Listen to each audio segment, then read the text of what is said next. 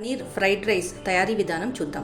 దీనికోసం ఈ పెద్ద గ్లాస్తో ఒక పెద్ద గ్లాస్ బియ్యాన్ని తీసుకొని శుభ్రంగా వాష్ చేసుకొని అన్నం వండుకొని ఇలా పొడి పొడిగా ఆరబెట్టుకొని ఉంచుకోవాలి.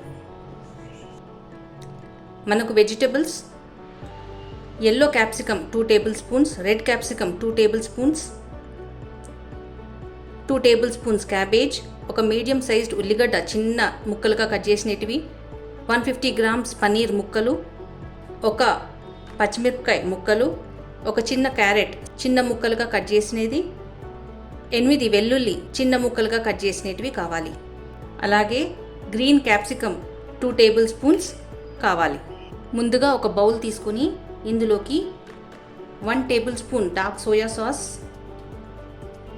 1 tablespoon red chilli sauce, 1 teaspoon vinegar వేసుకొని బాగా మిక్స్ చేసుకోవాలి. ఇప్పుడు స్టవ్ ఆన్ చేసుకొని ఒక ప్యాన్ పెట్టుకొని ఇందులోకి ఒక పెద్ద చెంచాడు ఆయిల్ వేసుకోవాలి. ఫ్లేమ్ని హై పెట్టేసి ఇందులోకి నూనె కాగాక వెల్లుల్లి, పచ్చిమిరపకాయ ముక్కలు, ఉల్లిపాయ ముక్కలు,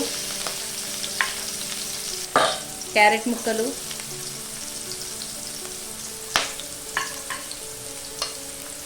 cabbage,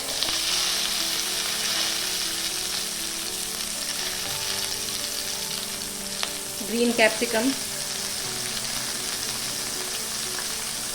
yellow capsicum, red capsicum వేసుకొని బాగా మిక్స్ చేసుకోవాలి.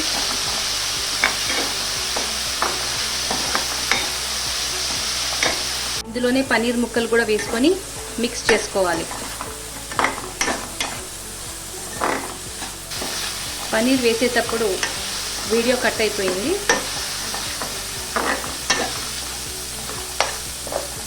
ఇప్పుడు కూరగాయలన్నీ పక్కకు జరిపేసి మనం మిక్స్ చేసుకున్న సాస్ వేసుకోవాలి.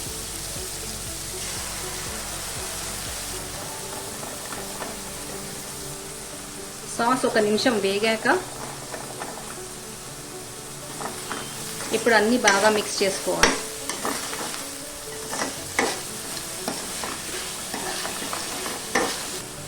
ఇప్పుడు మనం వండి పెట్టుకున్న రైస్ని ఇందులోకి వేసుకోవాలి.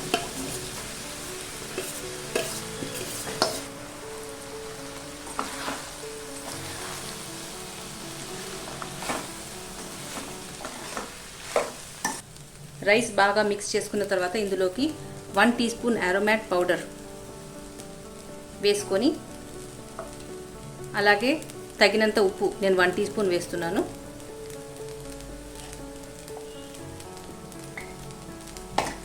వేసుకొని బాగా మిక్స్ చేసుకోవాలి.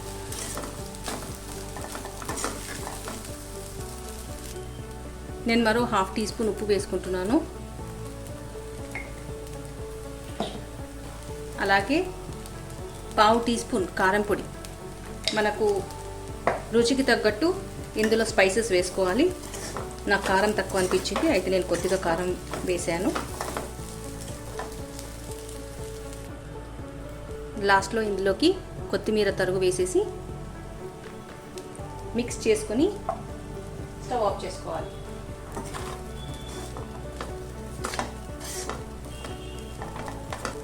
పన్నీర్ ఫ్రైడ్ రైస్ రెడీ అయిపోయింది. ఇప్పుడు మనం సర్వ్ చేసుకుందాం. పన్నీర్ ఫ్రైడ్ రైస్ రెడీ అయిపోయింది. మీరు ఇంట్లో తప్పక ట్రై చేసి చూడండి. వీడియో నచ్చినట్లయితే please like, share and subscribe. Thank you.